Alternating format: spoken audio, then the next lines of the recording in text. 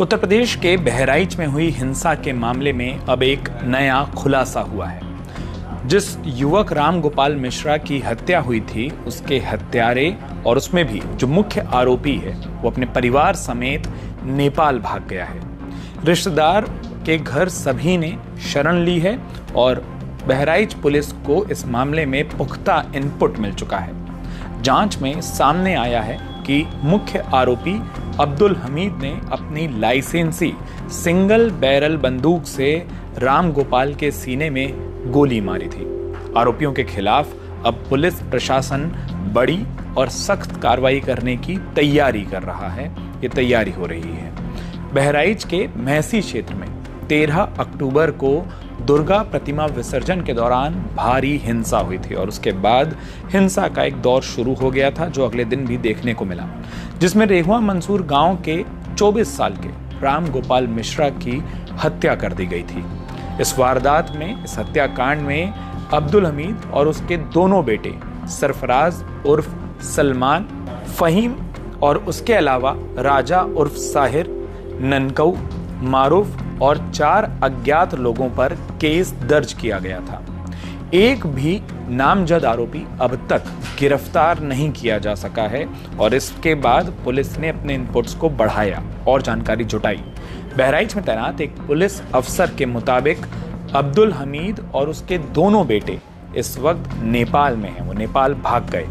वहाँ उनके कई रिश्तेदार होने की सूचना पुलिस को मिली है कि कई रिश्तेदार उनके वहाँ पर रहते हैं और इसी तरीके से एक रिश्तेदार के घर पर इन लोगों ने शरण ली है।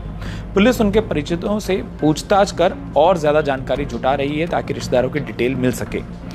राम गोपाल ने पहले छत पर झंडा लगाया और फिर पीछे सीढ़ी के पास पहुंचा था।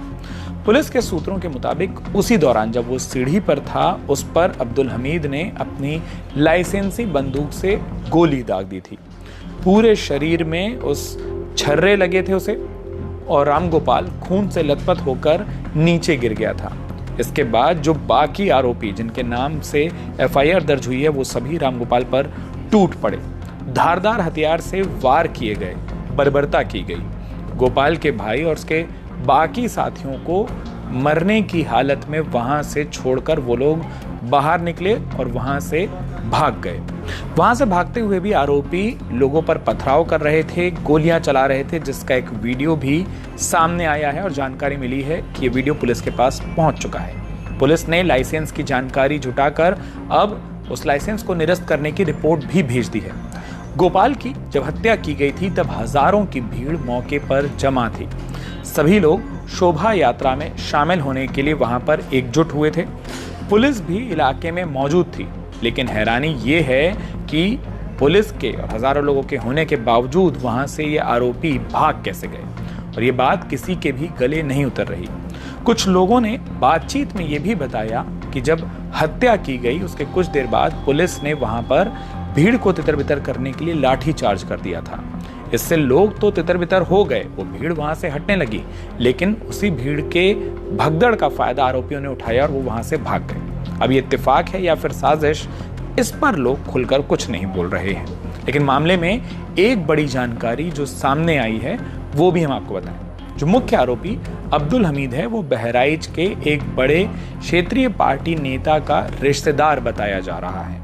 सूत्रों के मुताबिक कई लोगों का यह भी कहना है कि राजनीतिक संरक्षण की वजह से आरोपियों के हौसले बढ़े हुए थे और इसीलिए वो सैकड़ों हजारों की भीड़ के सामने भी ऐसी वारदात कर सके।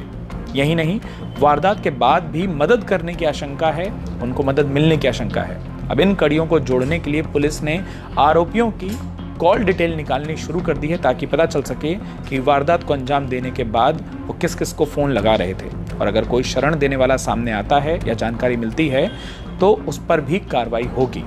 वहीं बहराइच में 2 दिन लगातार चली हिंसा के बाद मंगलवार और बुधवार को शांति देखी गई। हालांकि लोगों में दहशत और तनाव कायम नजर आया। पूरे इलाके में, पूरे नगर में पुलिस और पीएसी अभी भी मुस्तैद है। अधिकारी लगातार उस पूरे इलाके में और खासतौर पर हिंसा प्रभावित क्षेत्र में गश्त कर रहे हैं। दोपहर बाद मंगलवार को दुकानें खुलना शुरू हुई। इस बीच एहतियातन इंटरनेट सेवा को अभी भी बंद रखा गया है। देर शाम को रामगोपाल की पोस्टमार्टम रिपोर्ट भी सामने आ गई और मंगलवार देर शाम आई रिपोर्ट के मुताबिक रामगोपाल के शरीर पर 35 छर्रे लगे थे। धारदार हथियार से वार कर साथ में करंट लगाने की जानकारी भी सामने आ रही है और इसी शॉक और हेमरेज से रामगोपाल की मौत हो गई। ये पोस्टमार्टम रिपोर्ट में जानकारी निकलकर सामने आई है। बहराइच के महसी तहसील के महाराजगंज कस्बे में दुर्गा प्रतिमा विसर्जन जुलूस के दौरान जो विवाद हुआ था और उस विवाद में जिस तरीके से रामगोपाल मिश्रा की हत्या कर दी थी, उसके बाद जो बवाल शुरू हुआ वो सोमवार रात तक चला था और जैसा हमने आपको बताया मंगलवार से शांति देखी जा रही है। इस दौरान शिवपुर, रांची चौराहा, भगवानपुर, खैरा बाजार समेत कई सारे इलाके ऐसे हैं जहां पर तोड़फोड़ की घटनाएं हुई, आगजनी की घटनाएं हुई और वो तस्वीरें भी सामने आई।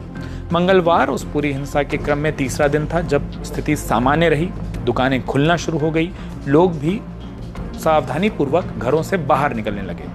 प्रभावितों को प्रशासन ने राशन भी वितरित किया जिनके घरों पे टूट-फूट हुई है, आगजनी हुई है। हंगामे के दौरान वाहनों को आग के हवाले कर दिया गया था। कई सारी दुकानों में, घरों में तोड़फोड़ भी की गई थी। मंगलवार को उस पूरे इलाके से सारे मलबे को साफ कराया गया। और अगर महसी तहसील की बात करें तो महसी तहसील क्षेत्र में पीएसी और पुलिस के जवानों की संख्या सबसे ज्यादा तैनात रही। चौराहों पर भी कड़ा पहरा देखा गया।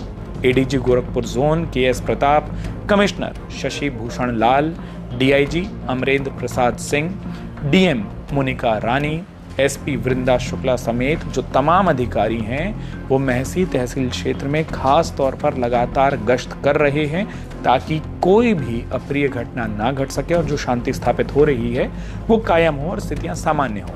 डीएम और एसपी ने तो महसी में कैंप भी किया है। नेपाल बॉर्डर पर भी इस बीच अधिकारी पहुंचे और उन्होंने वहां की सुरक्षा व्यवस्था परखी।